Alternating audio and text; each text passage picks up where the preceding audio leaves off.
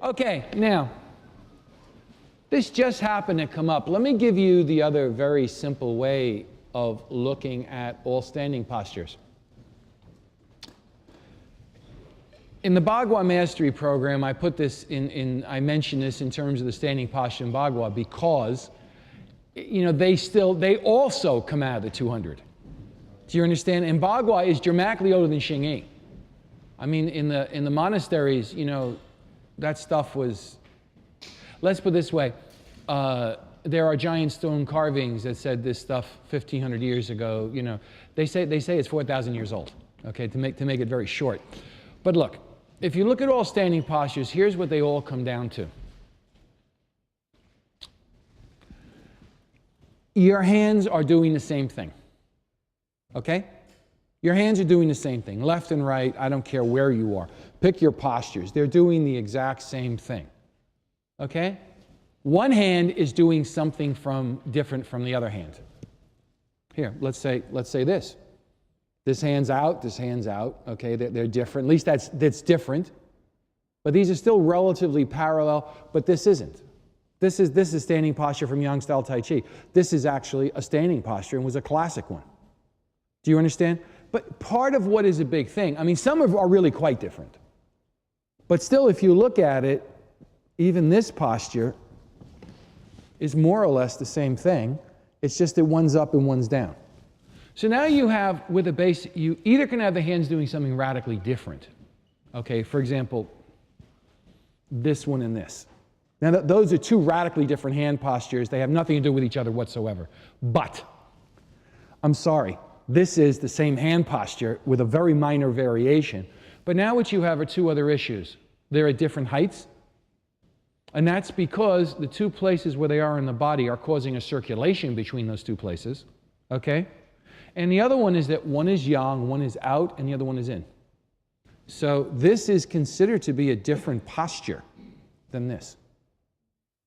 You follow me? But then again, it also could be one hand. So these are pretty much all you can do. They're just in terms of the pure mechanics and physics of the body. There's nothing else that can be done. All of them are used. What is very important to realize is that when you have one hand back and you have one hand forward, it is both about that your body has in everything that it does.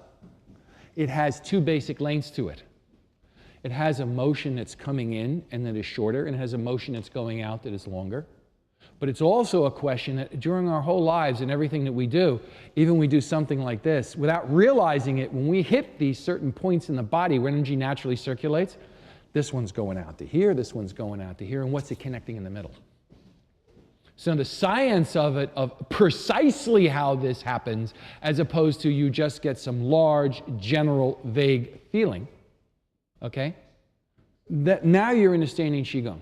Like I was having a chat with someone who's right back there, and a lot of work that's done, for example, and a lot of psychic work that's done, you get a big general feeling. Okay, and that's cool. But in Qigong, that's only the very beginning. That's where they just tell you, well, just get in a posture and just hold it and figure it out. That gives you a large general feeling. But then when you start getting very precise, it's a difference between you're just seeing a Tesla arc full of electricity going somewhere, or you're like in a computer where every little gate that opens and closes is sending an electric charge to something terribly specific. So specificity, generally, results in dramatically greater ability to use whatever energy is being generated in refined ways. Okay? Where other things you have, it's just a sheer blast. How much power have you got? Like, for example, when I was a Qigong Tuina doctor, and a lot of where, these standing postures were immensely helpful. With cancer, a huge amount of stuff is done with Qigong Tuina. It's purely a matter of, you got to have the power. No power, no can do. But then again, if you start dealing with stuff where you have like dramatic nerve problems or a lot of problems with the internal organs, having a lot more power may not actually even be all that terribly helpful. What you need is terribly precise, laser-like, refined down to, 100th of an ampere power to where you can go to exactly how much is needed, where, in what, for what, in what result. So it's all result-based. So don't consider that pure power itself is good, especially some of you here, not just in medicine, but martial arts. But it's not the whole thing. Because you can have all the power, but if you can't use it flexibly enough for martial arts, for example, you could have the ability to knock down King Kong. Guess what? The person's right here. They just hit you in the head. You're down on the floor. You never got to use it. So you have to consider there's a delivery system, and there's what happens. What does it deliver? How many tons in a warhead? And then how good is the guidance system? So the guidance system is where you get into precision. And actually, higher level martial arts are dramatically more about guidance systems than about pure power. Okay, because you only need so much to do something to somebody. You need more, you may need more to stop something than you do to hit somebody, but frankly speaking, once you get really good at knowing what you're doing, you don't need that much.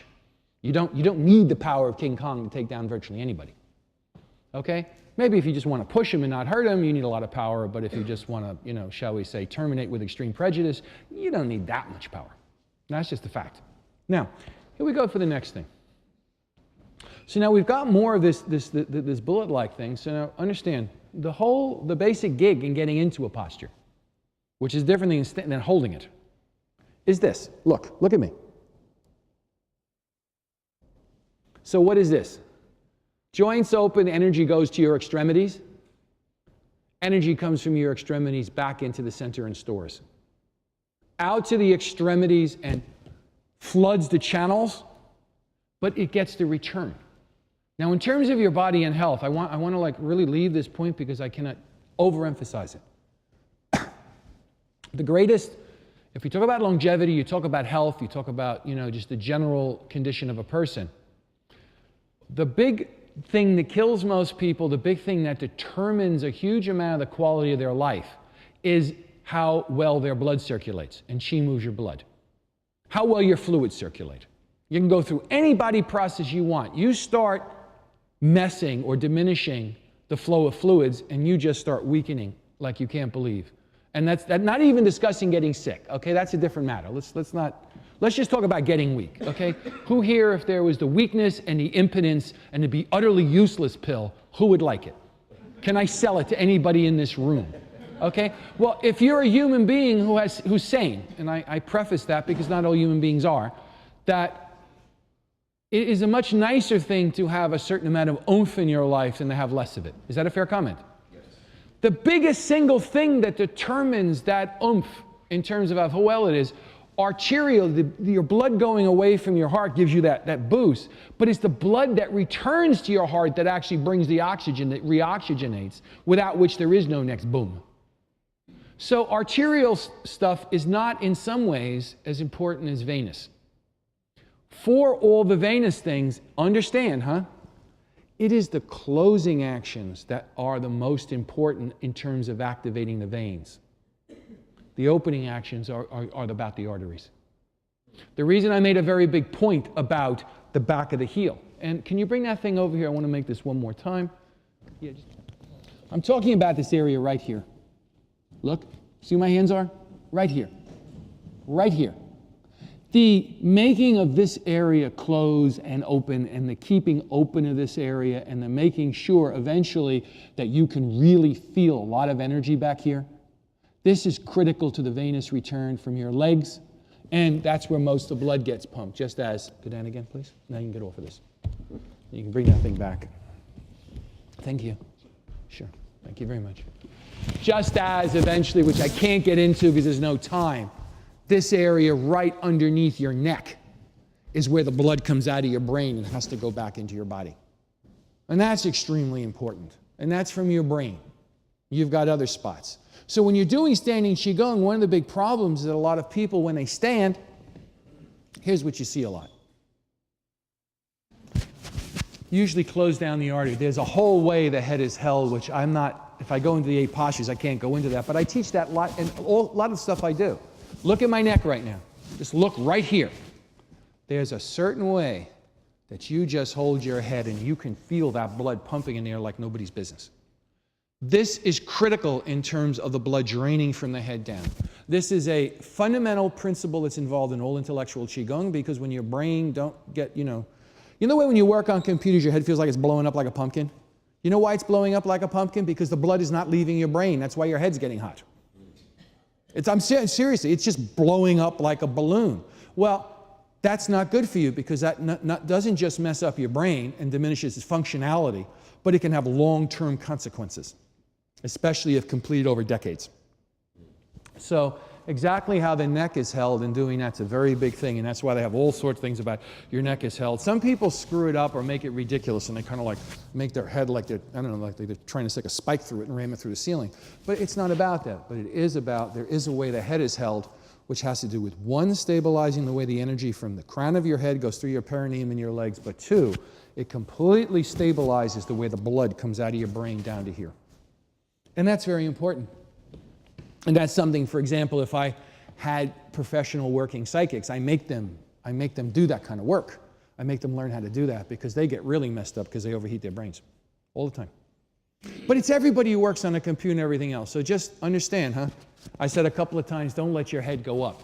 You have a much better chance if your head goes down slightly of getting the blood down. But when you go up, when your head goes up too much like this, the tendency is from back here, is for the what do you call it, the blood vessels to slam against the wall and you just cut down, physically, you just clamp down the flow of blood. Okay? Not good. Very simple, not good. Very important when you learn how to work, you learn to work on a computer, to get this thing together, make a very, very big difference because the blood that goes back to your heart oxygenates.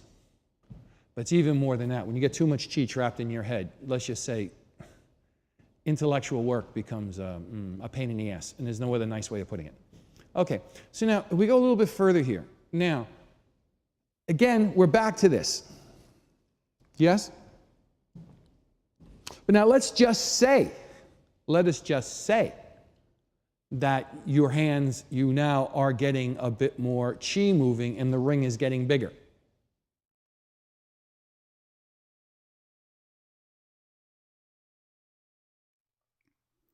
The goal of this posture is to strongly connect the energy of the spine to the lower dantian.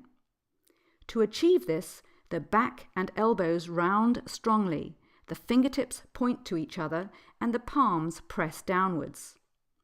This posture is particularly valuable for generating and balancing energy in the kidneys. In terms of martial arts, curving the elbows and arms at the lower dantian powerfully develops the strength of the fingertips and facilitates all lower strikes, making it possible to deliver highly efficient blows to the lower body, especially on curving trajectories. The posture also helps the practitioner to do many kinds of throws and to capture the opponent's kicks.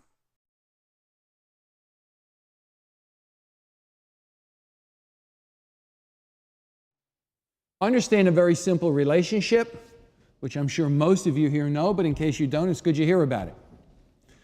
This area right here inside your body where your internal obliques are, beside the fact that my hands are right now on the left and right channel of energy in his body, there's something else. This area here, keeping that up, is also what keeps these spinal vertebrae from compressing. Can you all hear me? Come back here again. Come a little bit closer only because my arms are only so long. Just let yourself relax. Okay, now watch. And here now, look at his spine. Look at his spine. Now watch. Watch something happen. Did you see the way he just got space back there? Now, obviously, just come over here just a second. I'm going to have you back here. Let's take the other way for a second. Yeah, thank you very much. Of course, now obviously that is valuable because who needs a compressed spine? But it also is important. If you want the chi to be going down your spine and go down to your feet, it's not going to ground in your feet. It's not going to go down to your spine if the middle section of your spine clamps it down. The chi's not going to travel through that channel because you just shut the channel down. Okay? And this will then have a great effect on terms of the way you'll get chi in your legs and how much feeling you'll have in your legs and et cetera, et cetera, et cetera. But there's an even more important point. If we talk about the large circulations of your energy and the way it goes through the left and the right sides of your body, which is one of the big yin-yangs you're trying to deal with, that has to move through your left and your right channels. Your left and your right channels of energy, when the midriff collapses or the midriff opens, it can naturally cause the chi to shut down that channel or the chi to go up or down it. If you don't close it all the way, and again, we're only dealing here in the left and the right channel, if you do this, if it's like this normally, and you clamp it down, then all of a sudden you've gone from 100 volts to 5. So now all this stuff you're doing with your arms and holding it up there, great. All this energy is building and you're circulating, and it's just like a hose, and you got a hole pump, you got a hole popped in it, and the water's flying out the side. So you're putting in a lot of effort, and you're losing an immense amount of the effort you're doing simply because a primary point is leaking the juice.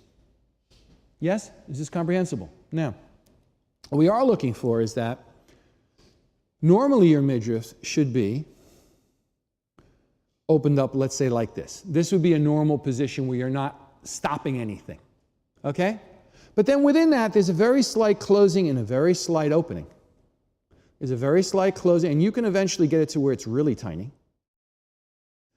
Can you all watch right now how I just close this area down? Yes or no? Now, can you see it lifting? And notice my chest isn't going anywhere. Notice my hips are not moving. I'm strictly playing with this area here. Nothing else, just this area. Well, if when I take this area and I close it, what it naturally does is it pulls energy down the left and the right channels. And when I open it, it naturally causes it to rise up.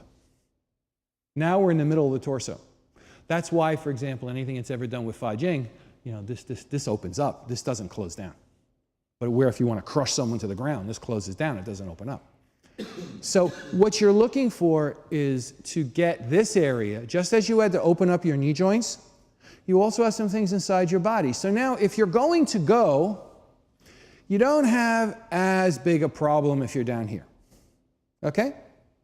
But once now you want to start getting your hands, let's say, to come up to your diaphragm or to your heart, the midriff must open. And then when you reach the point that you finish the posture, look at me right now. I'll just try and do this here. Okay, I'll take a different one. Look. I don't know if you can see the motion, but I'm having a very gentle motion of this opening and closing. Even though my hands aren't moving, my joints are closing, my joints are opening. What am I doing during that entire opening and closing? And this has to go on for quite a while. Not a short period of time until once those pathways are opened up, then when you start sinking your chi down here and you drop it down here, you can keep it continuously dropping. In the beginning, it won't continuously drop. Because if the channels are closed down, that which it is dropping through is not allowing it to drop through. Can everybody follow this? So you have to go just to this first place. It's very light. Look at me right now. If you can, here, look. I'll try and make this more exaggerated. My arms aren't moving, but can you watch my body growing and shrinking, yes or no? So it's growing and shrinking, but that's obvious. Here, you can't. It's much smaller. But as that occurs and you're doing that opening and close, you feel like the inside of your body is getting... The Chinese term is wetter. And the wetness is blood and qi saturating your tissues. Okay? And the blood and the qi are causing the fluids to move more strongly. And if you had to say that what are the two fundamental things that standing in Qigong is seeking to increase and make better, it's fluids and the flow of your nervous system, if you want to talk physiologically. Because your qi moves through your nerves and it moves through your fluids. And it's through your fluids and your nerves that it connects to virtually every other system in your body. Does everybody follow me? Yes or no?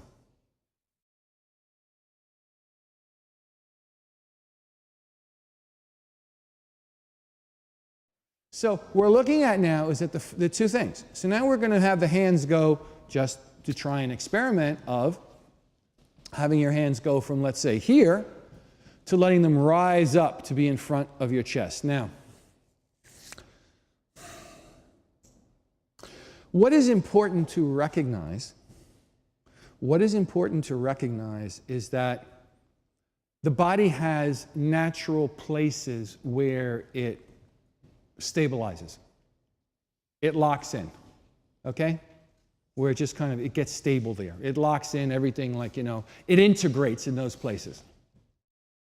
We're going to get back to this one later, okay? Because you see, this one is part of this one, is then part of this one. So these are sideward ones, okay? You basically have postures that are either A, on your left and your right channels, on your center, or the side where your shoulders are, or and then this is what it means by sidewards, laterally from your body. Okay, and all the postures boil down to that. And you have some other ones, but that's part of the 200, not part of Wang Shengzai's, where you talk about where your hands are in the back, because they're specifically about activating the channels in the back of your body. Okay, and that's a different animal. Now that's not part of Wang Shengzai's system. Okay, because normally, you're hitting people this direction. Okay, this is kind of what they did. So what we're looking at right now is that from here, we want to get how do your hands come out. So where are these stabilization points? Okay, the first one obviously is your lower dantian. In the lower part of your body, the second one is right here where your quad is.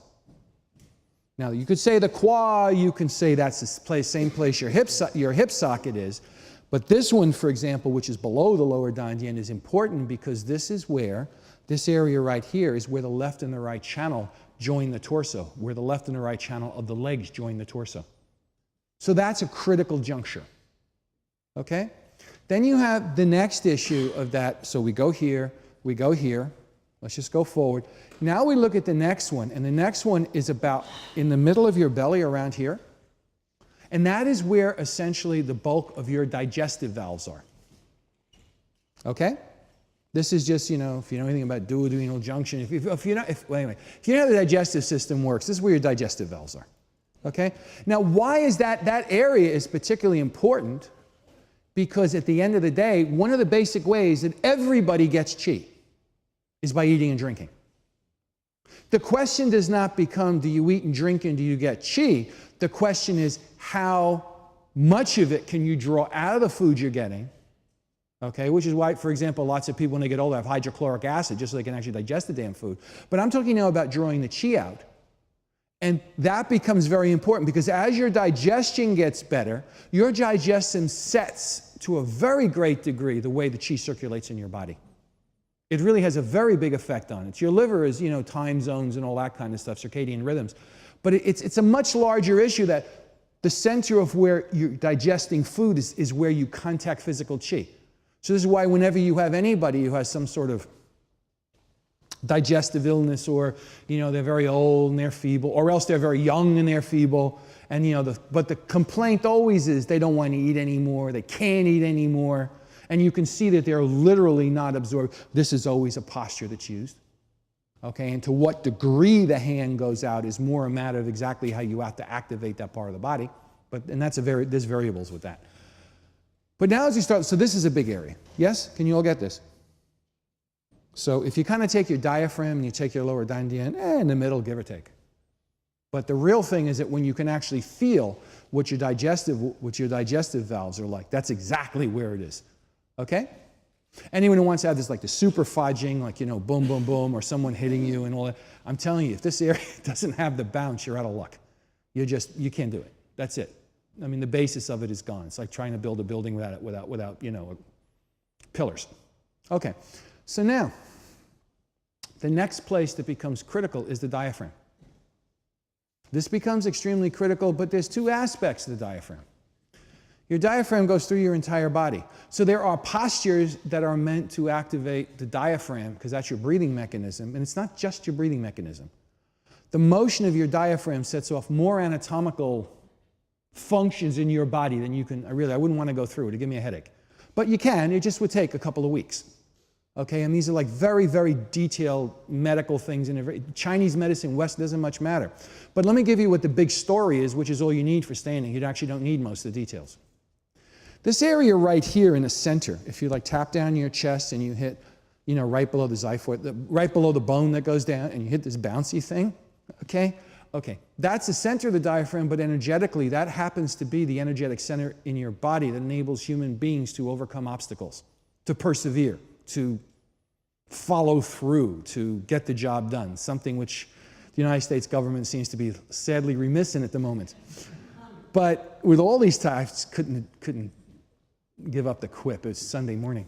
Here we go. Now, the fact of the matter is that this area is very important, because if you want to get to a point, anybody wants to get to a point to where they can really, stand for long periods of time, if this area doesn't get strong enough, you're never going to make it. You will flake out in the middle. That's all there is to it. So this becomes an important thing. Now you have two other postures that are in the middle that are rather important. One is the hands being held like this, where essentially the center of each palm is more or less where your heart is. Okay? And this is held in two different ways, and it's for two entirely different reasons. This one here, right, where your hand goes around like this, forgetting about all its use in martial arts and whatnot, this is about completely activating the collateral meridians in the body. This is about completely activating the strength that comes from the left transferring to the right and the right transferring to the left. And that's the same reason all these other postures, they're always on this middle line.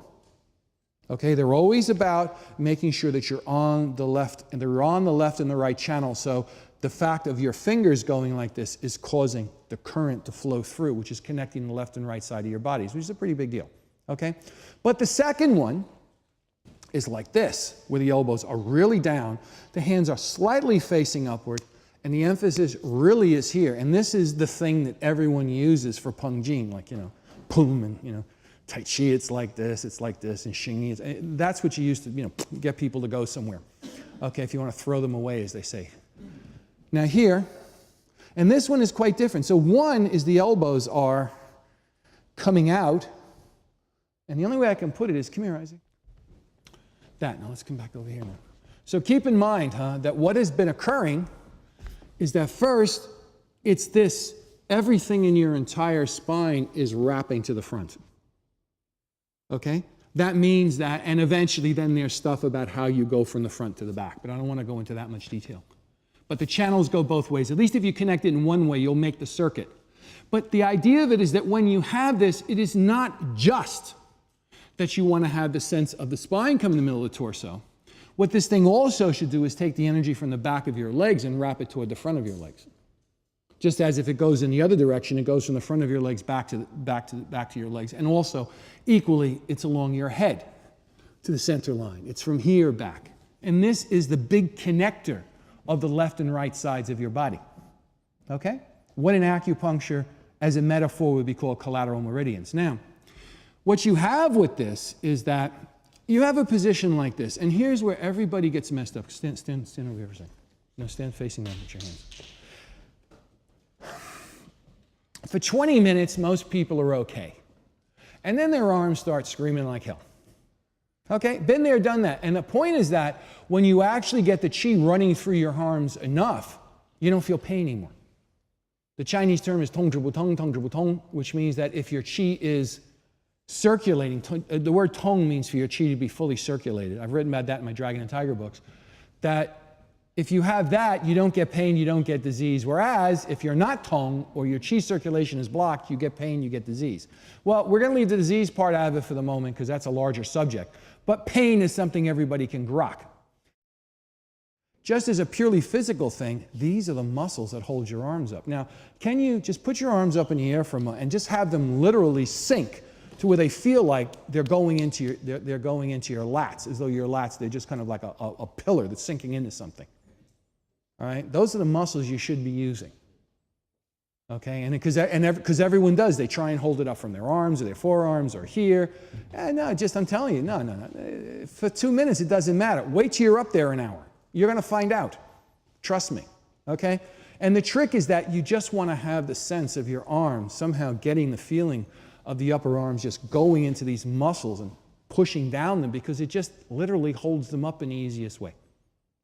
Okay? If you want to try and experiment to get an idea of this, try and pick up something that's heavy, pick it up from your arm, and then just use your lats and don't use anything else.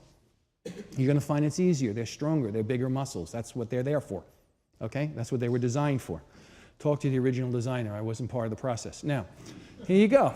So you have this. But now you have two things. So with this, the trick is the elbows have to be slowly coming out, not like you're trying to jam your elbows, but in a way that they come out come over here again, that they're opening up this rounding stretch. So just for a second, without standing up, just put your arms in front of you. Now, first thing is that until I tell you to put your hands down, don't. Okay? Because you got to run a real experiment, so it isn't just a load of talk. Now, somehow, start seeing how can you play around to where you feel like your upper arms and your elbows are just somehow sitting right here in your lats. Sitting. You're not using them to push anything. You're letting them sit there. You're letting those muscles take the strain. Because those muscles can take strain. Okay? Now, the next thing you want to do is that with your elbows, getting this wrapping, come back here again. Just let me move you over. There you go. Thank you very much. Come back, only because my arms aren't that long. Okay, you see this here? Now get your elbows just to go out. See, I'm holding them here? Going out this way so that it's getting all of this to come forward to the front. Now, eventually, how it's going to happen is it's not going to be a muscular pull. It's just going to be that as the energy releases, you may not even have to move your arms physically at all, but you're going to start feeling this flow get stronger. And that's the whole point. And when it gets really, really strong, you're just going to find the places where your arm needs to be. It's not anyone's going to have to tell you. You're going to find it. And this is the needle in the haystack that you have to find, but I'm explaining the method through which it gets found. Okay? Now, that's for the first one where your elbows are more out this way. There we go. Now, the second one, you're now even going to go more into your lats, and you're going to have, when these hands go down this way, that this really goes all the way down to your feet until your feet are holding up your hands. And then there has to be a slight outward twisting. A slight outward twisting. And as you get that outward twisting, you should feel your whole etheric field in all directions going all the way. So what do I mean by that? There is the inside, there's this, okay? But there's something outside of your body. Do you understand? Anyone who's been a healer, anyone who's done a lot of high-level martial arts, you know about this, because that's how you recognize lots of things that go on. If we take the center here as being the inside of your body, the object now is this particular posture, when it goes like this, in all directions, below your feet, in back of you, left, right, up.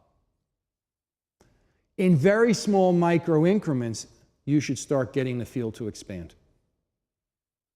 And the trick in doing that is that the field, when you first expand it, will be holy. It will have holes. It will feel like a little bit went out over here, but this did nothing. Nothing's here, nothing's here, nothing's there. Who knows where it is? And then slowly it fills in.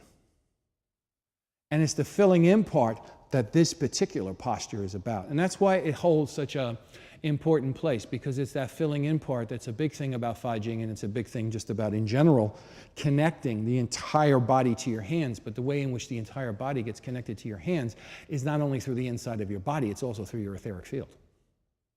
Because that is part of your physical body. Your etheric field and your physical body do a dance. The inside creates it, but the outside ameliorates it. So they have a circle going on. And a big thing of standing is to increase that circle. And as that fills up slightly more, then the channels of your body start opening. Now that's a very, very different thing than most people, for example, lots of people who are healers and psychic healers, and they, put their hands over people. They use their energy to do this. Or some people say they channel. The overwhelming majority of people who say they channel energy don't channel shit. What they simply do is that they get kind of a feeling and they use the energy from inside their body and it drains them. A true channeler doesn't use their own energy. But a true channeler, you cannot truly channel energy through you unless the channels inside your body are completely opened. Otherwise, when that energy hits the channels inside you, it rips them apart. They're not strong enough to allow a clean pass-through. Do you want me to repeat that? Okay? So if you truly, and what the Chinese have found in doing this, where their people don't get whacked out from channeling if they do it. Most of them don't even bother. But if you are going to be channeling through, the question is, okay, some voltage is coming from out here through you. But wait a second. If you have two ends of a wire, okay, it exits one part and it comes in the other. What if the wire is not in great shape? What does the wire do? It fries, it heats up, it gets messed up in some way, right? But it also has another consequence. If that wire is not clean enough, then yes, even if you can get a lot of juice through the other end, it destroys the wire. Is that a fair comment? Which is not a good thing. But it also has another thing. If the wire were actually very, very clean, the amount of juice that would pass through would be dramatically more, because as that wire begins to become overloaded, its capacity to carry however much juice it is diminishes, and it causes an immense amount, in human terms, incredible stress on the human being. So that's not a great idea, okay? So, and I've worked with tons of psychics who make their living being psychics, who are actually fairly well known, get the big bucks, do all that kind of stuff. And half of them, I got to take them through this stuff because they're killing themselves. And that's what they all come up with the same statement of that. You know, amateur stuff is one thing. When you start getting at the pro level, you work with a lot of things. Okay, so what do you do if you do that kind of stuff, but you don't have the natural constitution of Superman? Some people do. You know, some people can drink 2 bottles of whiskey a day, stay up all night, do this and this and that, and they give everybody else's, but they live to be 95. The other 99.9% of the population die fairly young, or else they start just weakening at a very young age. So the point here is that field opening up is just allowing the capacity to what is going to flow through your body to flow through without getting stuck and jammed up. And think of it that way. Don't think of it, oh my God, I'm getting this field, now I can do something with it. That would be dumb. Okay, that is classically considered to be the road to very unhappy ends. What you're looking more for is that as you're opening up in this posture and it's going out and your system is filling, just the sheer fact to get all the holes that are in your system filled in. So that your mind, a mind that has no holes, is dramatically more calm and able to navigate this life on this earth significantly easier than someone who has holes, because it's where the holes are that people shred. And that's putting it in a very, very simple manner. Okay, so good. So we got this thing here. Now, the classic thing that they do to know that if you actually are starting to get here, come over here, is that they just have someone like push on your hands, and if you do, you get kind of a bounce until you can start bouncing them around. But that's the martial art thing. Okay, just as if you hit someone, you go boom, and you send them flying. Okay, has everyone got at least this basic idea up to the heart for the moment? Yes or no? Okay. Now, all right, so bring that thing back here for a second, Isaac. Now, all of you just get this. What you're looking to do, and there's a whole thing in Energy Gates about this, is that there's a way that the 5 rings of the knee twist. I can't teach it to you right now, but I can tell you about it. And the purpose is that when you stand, to the greatest degree you can, you want there to be space underneath your arch. Okay? Now, there's a lot of things about specific ways you align your feet, but we don't have time for that. We're just doing big, giant stuff. Okay? These are big, broad strokes. Okay? Now, the next thing is that your ankles, if you can look back here, you can see what I'm doing to his feet. He wants to have the sense of his ankles lifting up, the back of his ankles. Sitting back, and these 2 points right here, okay, right below the tendons, go into his foot. The more these tendons relax and these holes right here go into his foot, the more that, turn around, having your heels face them, the more that these 2 points go into here, the more you should have a sense of this area in the back of the heel, there we go, right behind the Achilles tendon lifting. Okay, that's a yin and yang. Foot goes in, or it's face sideways, might make it easier to see actually. The more that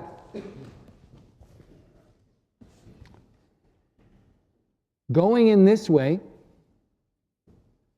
causing a deepening of the hole here, will cause your chi to go to your toes. But the more that this goes in, the more the back of the heel rises. And that causes the chi to rise up your body. So right at the juncture where your legs, effectively, the rubber meets the road, which is your ankle where it hits your foot, that is where you have to have an up and down current going. And there are whole things about the way you just adjust this slightly to make a stronger downward flow, the way you adjust this slightly to make a stronger upward flow. I'm not going to go into what they are, but that's a whole thing in standing Qigong, as well as in Tai Chi and Bagua in general. Now, the next thing is that you want to sit from here, sit back just slightly so that you have the sense of the center of your knee going down, pressing your ankle and going to your toes. Now, many times people do this and they just have the pressure going into the sole of their foot, which is good. But you want to make sure you get this sense of this pressure going through, and eventually the chi that's going to follow it. In the beginning, you can only get a sense of pressure because you can't feel the chi accurate enough and you can't move enough. Okay?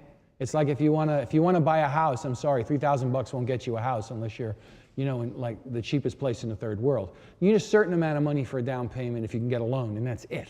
Okay? So until you have that, you have to get this moving. But when you do, and you can get a slight sense of the pressure moving through the joints, after that becomes stable. After it becomes stable, it then becomes possible with your mind just to shoot the energy right down to your foot. But you have to first get a sense of some direct, tangible, physical sensation that this is going on before you try to do it purely energetically. Or what's going to happen is you're just going to visualize something. And if you visualize something, you may be visualizing something that's real or is not. Okay? Because your brain can create anything. Doesn't much matter. You have the ability to do that. So it needs to have a physical thing so that you, as the phrase goes, you're not just in your head, you're also in your body. Okay? Now, next, the back of the knee raises. And now you want to get the sense the pressure coming down from here is going to your foot. And then your tailbone has to be down. You see how it's down? Look, down.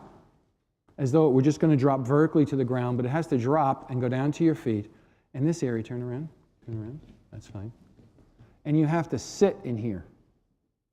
You have to sit in here. Now, when you want to make your joints, you want to get the pressure to go down, all you have to do is make this area sink a bit more. And if you want it to rise up, all you have to do is leave this and let this stretch up a little bit more. Doesn't have to be much. And if you can sit down now for a second. So the test is not, is there an objective thing? How do you know if food is hot or cold? Can someone explain that to you? If food is bland or spicy, beside the fact they're screaming and going, it's too hot. Some things, you feel them and you have to make a subjective decision, but you want to make it be as objective as it can. It wants to be something that's clear to you, that's not vague. If it's vague, always assume you're not doing it, but that'll give you a hint about whether you should proceed in that direction or not.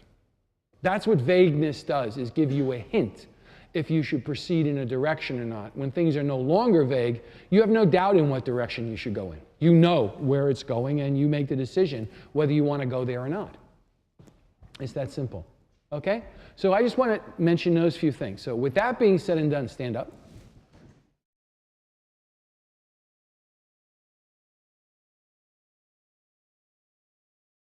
Drop down to your sides.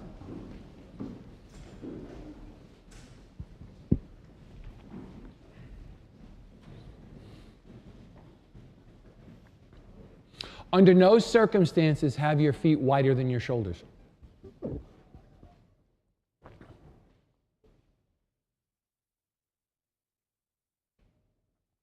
Do your best if you can to have your toes and your heels facing forward. So not in a 45-degree angle, but parallel to each other. Now just for a second,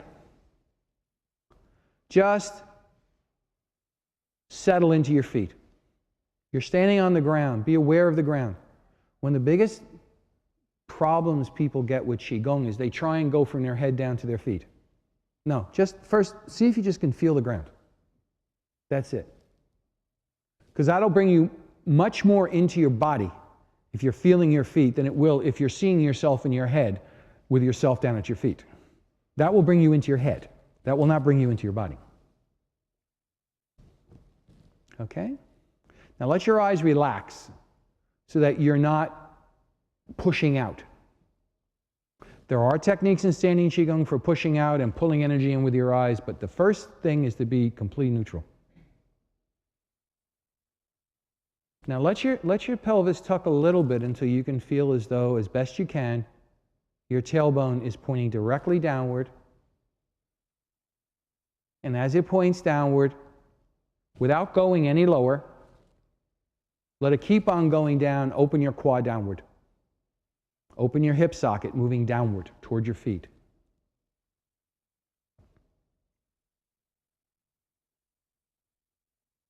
Then let your knees, let that downward feeling go to your knees. Let your knees open up and let them keep on going downward. You can bend your legs if you want, but you don't need to in the beginning. They just need to be a little bit bent, but not locked. And then continue down and let this dropping go to your calves, and then let it reach your ankles.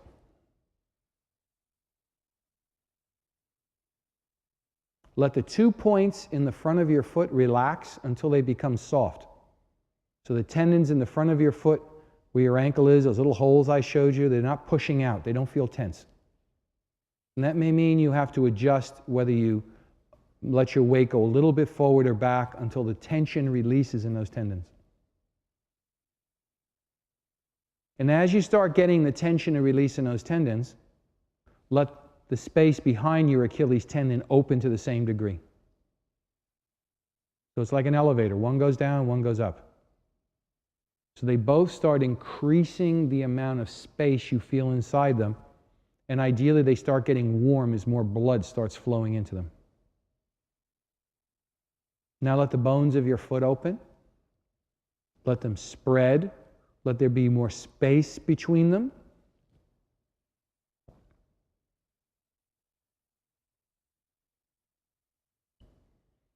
And let this space increase all the way to your toes.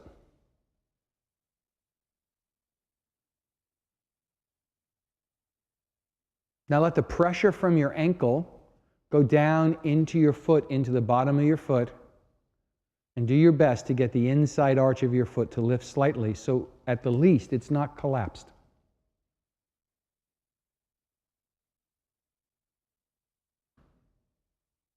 Now just breathe with your belly.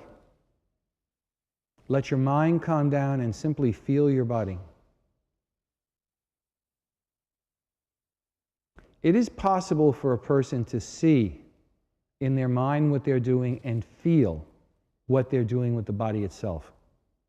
In terms of this practice, the seeing allows you to get a little bit of precision, but the feeling is the most important. Only a small percentage of people can see qi. A much larger are capable of feeling it. And if it's to do with your body, feeling your qi is going to be more conducive to producing effects, to producing functions, to being able to do things than just seeing it. Your body is not television, it is not a computer screen.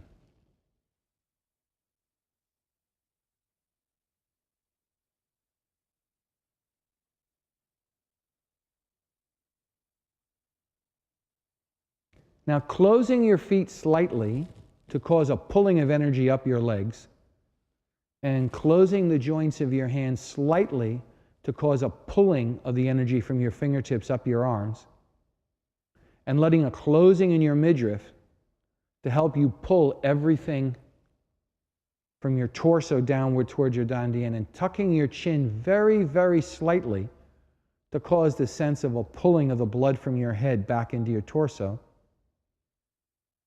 No matter how slightly, let the energy start being pulled from your feet, your head, and your fingertips towards your dantian.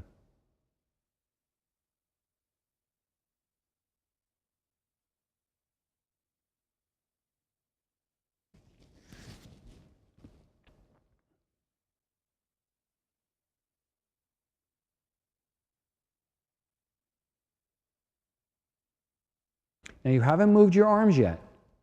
The next phase when you begin to open is when you're going to move your arms. The opening inside your body is going to cause the balloon to expand. And your arms are part of that balloon, like the outer skin of the balloon. But the outer skin of a balloon does not have the balloon expand. It's what's inside the balloon that's causing the balloon to expand.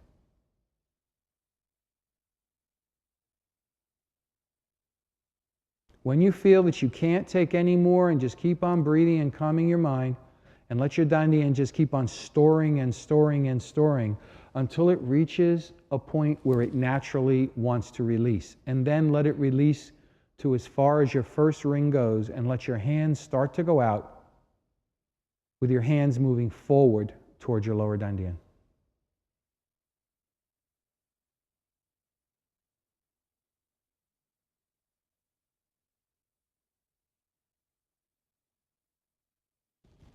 Again, as soon as you feel that pressure or that force or that chi or that movement from your lower dantian stop moving outward, don't move your hands anymore.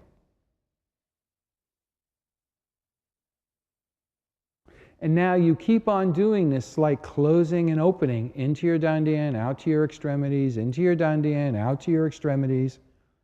You keep on, without moving your hands or your feet. You let that pressure keep on building in your dantian until it wants to release a little bit more. And when it does, let it release, the ring get a little further from the center and let your hands move out with it. But again, as soon as you feel that pressure, that movement, that energy releasing from your dantian begin to stop or get less, simply hold your hands in that position and again, go back to open, close, until the dantian charges up sufficiently to release a strong enough charge to move your hands again. But I don't want your hands going any higher than your lower dantian.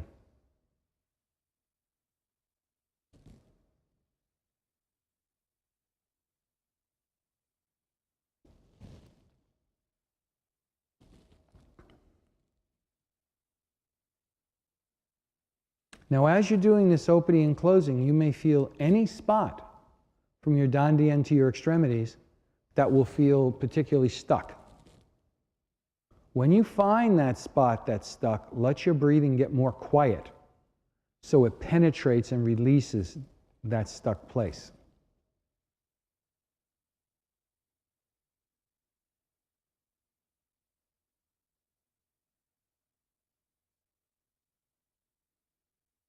For those of you who've done energy gates, you wouldn't do the procedure you would do in outer dissolving. You would not do that until you were holding your hands in a place stable. When it's the process of going into the posture, you simply use your mind to release as much as you can and use your breath to soften the place until you can feel that movement from your belly starting to move through the place that's stuck. And that place can change from moment to moment. With each breath, it can change where you feel the stuckness. The body's not solid structural steel. It's a constantly fluxing, morphing field. And all you can do is release the place where it's stuck at a particular moment in time. Because that place is what's causing the pressure that's stopping the circulation of chi.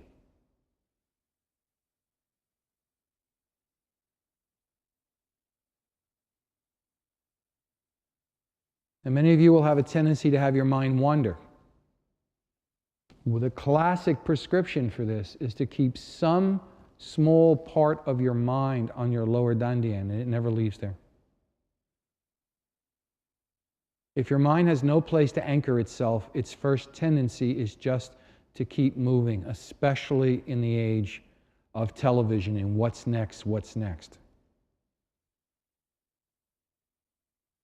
In all advanced chi practices, no matter what they are, the term is I Zai Dandian or I Chen Dandian. Some part of your mind always remains in your lower dandian. And that is a requirement for body stability. You can stabilize your mind in many places, but your body will physically stabilize to its greatest degree from the lower dandian.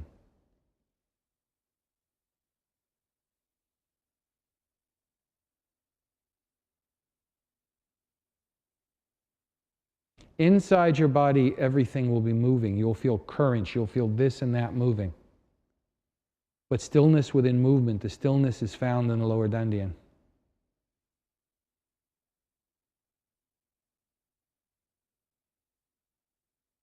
The stillness of the body is found in the lower dandian.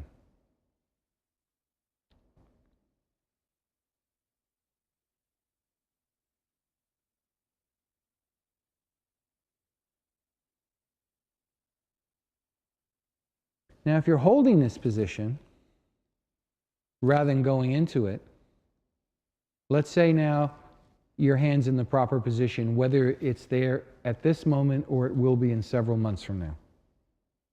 Whenever you've gone through what your body has to do to be able to do it. when the infrastructure is laid. Now, holding that position, you simply continue to do this opening and closing from center to periphery and periphery to center without your body physically moving. And you focus on simply releasing everything that is blocking the flow being strong. Now is when, if you're going to do inner dissolving, you do inner dissolving. If you're going to do outer dissolving, you do outer dissolving. Now is the point, if you can keep this center to periphery and periphery to center going continuously inside of all your joints, inside of all these places, your midriff, your quad, all the legs, all the joints of your legs. At that same time, you now do something else. And this is where it becomes difficult. And unless the mind has a strong point of stability, it's almost impossible to do. And that is, as you're doing this, at the same time, just as when you are hearing my voice, you can see me and you can feel your body, you're doing three things at once. From the top of your head, you just let your energy, your chi, continuously sink from the crown of your head down to your fingertips and down all the way to your feet into the ground. So you have both the sinking of chi as well as the opening and closing of the chi in the body. But the hands stay in the same place. As well as, if you need to, the sinking now takes the function of dissolving. But if you find that you have a particular place in your body that is causing particular problems and is a very, very strong blockage, as has been described in opening the energy gates of your body, you can dissolve that place. Or maybe the sinking of the chi will be enough for you to do it. When these things were done in the martial art world, the sinking of the chi was enough because their main focus was on gaining power. However, if your issues are either in the realm of health, be it physical or emotional or mental, then for sure you'd also want to do dissolving. And if your issues were relatively light and mostly on the physical level, then you would want to do outer dissolving. If your issues were also equally, pressures were building up that were relating to your mental, emotional, and psychic health, then you would want to do inner dissolving. But in Wang Zhangzai's system, they did not do inner dissolving. That's a meditation thing. That's from the actual Taoist tradition. They mostly focused on simply sinking the chi because their main function was power. But I should just mention this to everybody. When it was purely classical martial arts and the interest was only in extreme physical power, they very rarely worked on their emotions or on their mental sphere or on the psychic sphere, except as it became a power source. However, many of those people, the reason why many martial artists are very physically powerful and psychically powerful, but they're actually emotionally and mentally somewhat messed up. And that is simply because they never paid attention to that. Taoism did, because they only really taught the physical power stuff as an aid to getting to the mental, emotional, psychic, and eventually karmic levels of a human being. But sometimes, as we all know, people appropriate what their self-interest is out for, and they don't necessarily see the whole picture. Such is the world of unintended consequences.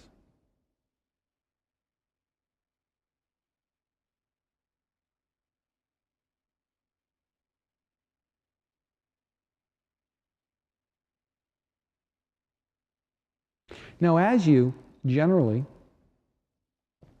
I will simply mention this, although it's a separate thing to teach it.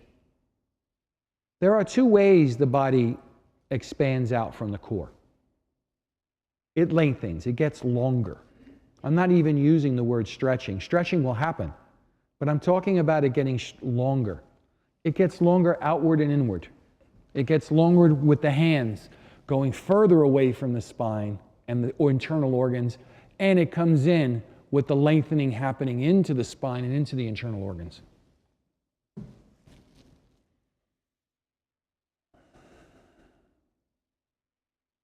If you're trying to lengthen in toward the internal organs, the emphasis is more on the closing. If you're trying to lengthen outwards away from your body, the emphasis is more on the opening. But the way it works is that as you stand for a long time, it's not that easy keeping your arms up in the air, is it? So I said, anchor into your lats. It makes it easier. That there gets to be a certain point. Every stiffness, every single place where your chi is blocked is going to show up in standing. It's going to scream. It's not going to whisper quietly. And as you release whatever it is that's blocked, you'll find at a certain point your body can either lengthen inwardly and outwardly without any strain. And this is like 100 marks on some sort of ruler. As you reach each one, you can release. And you simply have to wait till that time arrives. You cannot speed it up. Once you've eaten a meal, you cannot determine the speed of your digestion.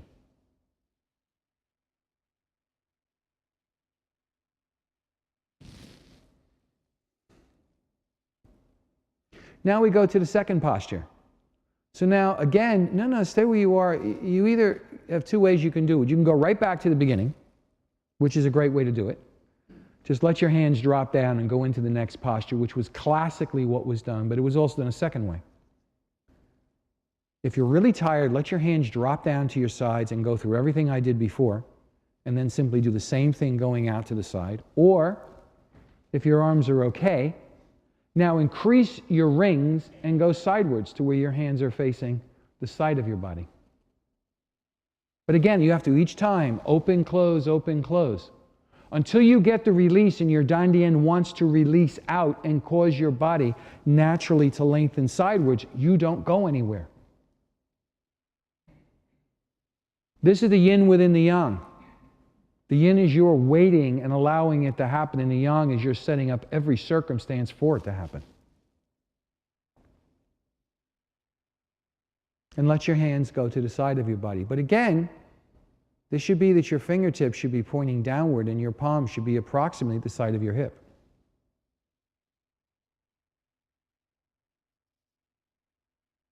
And then you go through the same process we did again. Do you understand the basic idea? And then for the next one, what would you do? You do the same thing again, and bump, you come up to this one, and bump, you come up to the next one. But again, it has to come from going down your legs and up to your extremities, always from center to periphery. It's when you go to the periphery that you let your hands move. As you're going back to the center, you're storing. You're storing. As you go to the periphery, you're releasing.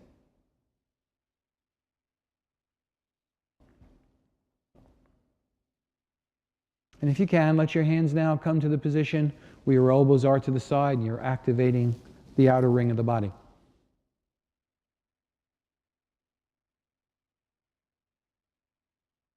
So again, this posture is very strongly activating both the downward dropping because you're sinking the entire time. You're sinking the entire time. Your elbows are to the side. You're rounding the collateral meridians from your spine along your legs, from your spine, from the center line of your body in the back to the front. And now we go to the next one. You let your elbows drop slightly. You let your forearms go to about 45 degrees, and now you have to do something else. Just as before you dropped all your energy down to your feet, now, as well as continuing the sinking, you now start bringing that chi that went from your legs to your lower dantian. You keep pulling, you close, and you pull that up. And then you open your torso. So everything is going up to your heads and your hands are expanding out with the back of your hands. And the sinking on the way down is what makes it soft. Otherwise, your hands and everything in it gets very, very, very stiff and very unalive. It's like your arms are out like the Frankenstein monster, but it's the trick of how to get that upward and that downward going together to where they fuse.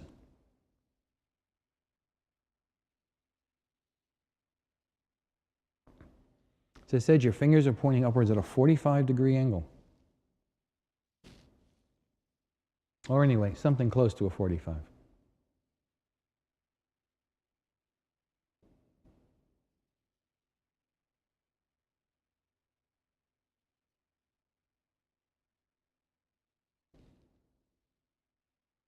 And again, holding that position, you're doing everything, the sinking and the rising, all of it, the opening and the closing of the joints.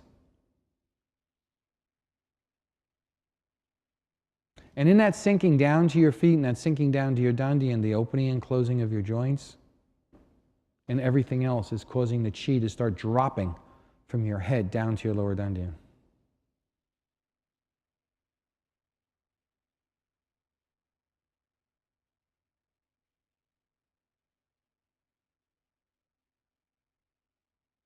Until the chi at the crown of your head, your lower dantian, and your bubbling well point at the bottom of your foot become as though one thing.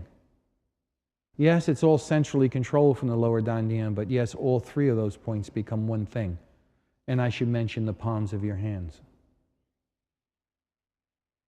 which by practical application include your fingertips.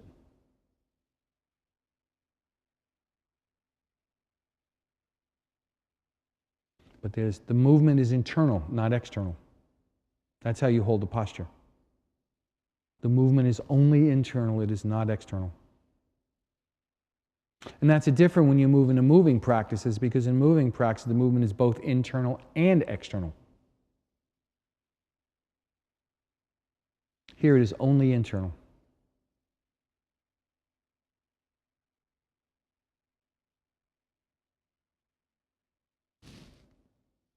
Now, if you're going to bring your hands back down again, how are you going to do it?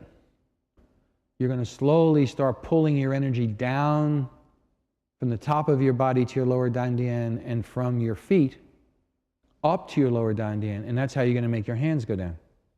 So pull that down, because you might stand and you might just want to, and then stop at a certain point, because you might need to lower your arms because they're hurting so much. But then the channels are going to open up and they're going to be okay, and then again you go through the same thing and you open up, and that's how your hands come up and down. You don't just drop your hands down to the ground, because that means your chi is no longer tong, your chi is no longer circulating. It means it's ceased, and you don't want it to cease. You want from the beginning of your practice to the end of your practice, it's one bout of getting chi to circulate. At no point do you stop and start. But you can bring your arms down if that's needed. You can bring it up if it's needed. But now, since we're finishing the practice, just keep on going down. Only bring your hands down, and wherever you feel naturally, you want to stop for a second and let your chi stabilize. The chi inside your body may feel very regular, very smooth, very comfortable, very okay, and then you drop it too fast, and all of a sudden it starts getting jarring. It starts feeling like it's flipping around. Stop being smooth. Stop there. Reestablish the smoothness. Reestablish the smoothness. It may be for 1 second, it may be for 20 seconds, but reestablish the smoothness, then go to the next lower place. And as long as everything is smooth, your hands can keep on dropping as you're pulling into your lower dantian, but the moment they become unsmooth, hold it at that spot. Reestablish the smoothness. Reestablish the smoothness.